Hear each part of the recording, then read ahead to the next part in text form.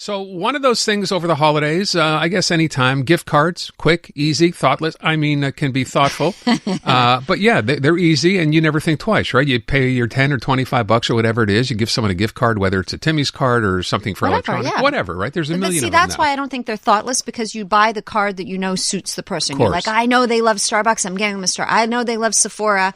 Getting them a Sephora. I was entirely kidding when I said that. No, you weren't. So the problem apparently this year, now this is not the first time I've heard there's a problem, but apparently it's more widespread this year. And I know there's some cases in Canada. We've heard about a man out in BC who had $700 drained from his Walmart gift card. So if you are getting gift cards, you need to be vigilant. There's a scam going on where you can, in fact, lose lots of money if you're not paying attention. So we thought we'd try to help you out and figure out how to do this the right way. RITESH KOTAK is a Toronto-based cybersecurity and technology analyst. He's on the line right now. Mr. KOTAK, thanks for being here today. Appreciate it. Oh, my pleasure. Thank you for having me. So fill us in here. I said I've heard of gift card scams before, but this seems to be, it seems to be much more prevalent now. What's going on exactly?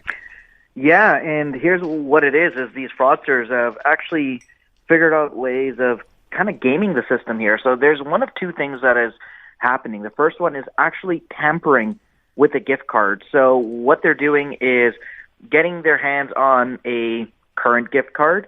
They're copying the barcode, printing it out, and sticking it so finely on gift cards that haven't been purchased. So you're on the rack, you pick up, you're in the store, you go to the rack, you pick up a gift card, you activate it, but in actuality, you're activating the gift card that they have, these fraudsters, not the one that you have in your possession. And a second scam is, again, a little bit more simple, is they're literally going around taking pictures of these barcodes on gift cards, and once you activate them, it's activated, and they're using it at self-check kiosks, and they're defrauding Canadians coast to coast to coast with these really simple scams. Okay, hold on. I want to make sure I understand. On the back of these gift cards is a barcode. Usually it's like 12 or 16 numbers or something, right?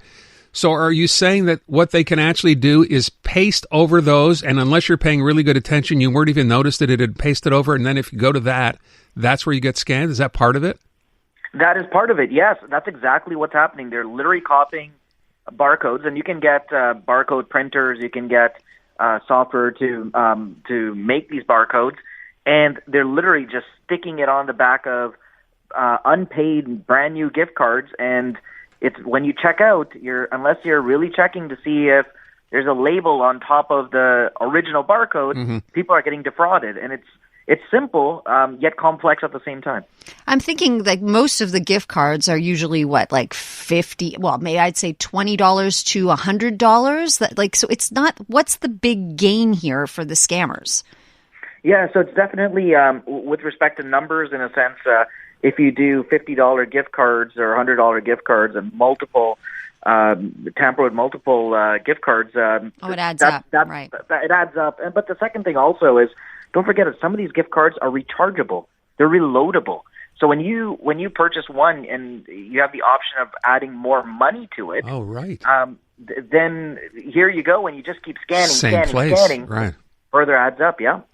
Hadn't even thought of that, but that's true, right? It would be the same number you're going to over and over again, unless, of course, you realize at some point you got charged. But that's the interesting part, too. I'm just trying to understand as you're talking about this. If you got a $50 charge on say a Walmart gift card, right, and you were being scammed, if that card was rechargeable, would you know that you had spent $50 if you didn't buy anything at Walmart? I'm a little confused, too. Like, how would that work? Or are you telling me as soon as you, like when you pay for this at the cash, when they scan that gift card, right, you're spending, say, $50 for it. That scan at the grocery store, wherever you happen to be buying it, that's going directly into the fraudster's account? Yeah, so it's going into the card that's being held by the fraudster. And so, yes, it's technically going into that particular card. So here's the thing is, if I go out and buy a Walmart gift card or an Esso gift card or whatever, and it gets scanned at checkout, right. What happens is you think the money, that $50, and sometimes they ask you, how much would you like to put on this gift card? You think you're putting that money on the gift card that you've handed to the at checkout, but in actuality, because the barcode doesn't match that actual card, the money is actually being loaded on the fraudster's card, which can then be used at a self-checkout. It could be sold on third-party market sites for less value, and they're able to convert that into cash. Why? Here's what's really confusing me, and I know, I'm sorry, we seem to have a lot of very straight, like pedestrian kind of questions, but why is the onus on the consumer, not the retailer? It seems to me that the retailer should be responsible in this circumstance to make sure that their gift cards are legit. Absolutely. So there's a couple of things to that. The first is who has access to these gift cards. A simple solution is to stick them behind the point of sale checkout, but a lot of individuals are able to purchase these, literally pick up a gift card from the rack and use a self-checkout to activate those gift cards. So that in itself becomes problematic. Oh, now, does the onus go on the retailer? Does it go on the individual? And these are some of those complex questions. There's also a level of anonymity when you're using gift cards as well. They're not as tracked as, say, if you're using a credit card. Or a points card, for that matter. So it's ripe for fraudsters to exploit.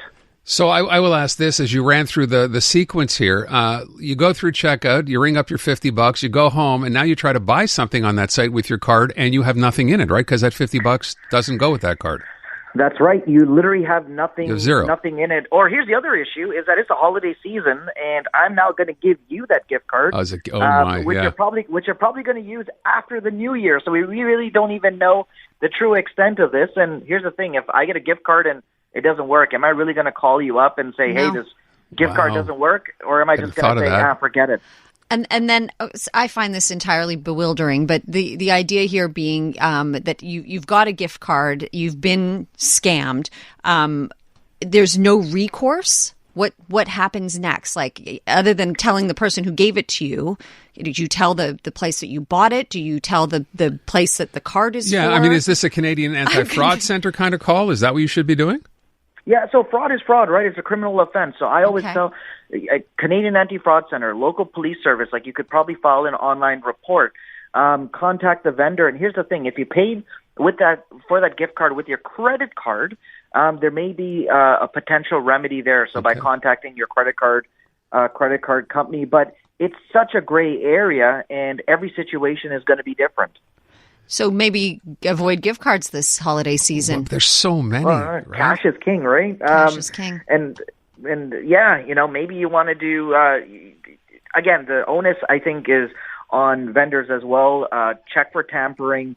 Ensure that it's not easily accessible by these fraudsters. Check the balance after purchasing. Make sure the gift card barcode and the receipt match up. Who's going to do that, though?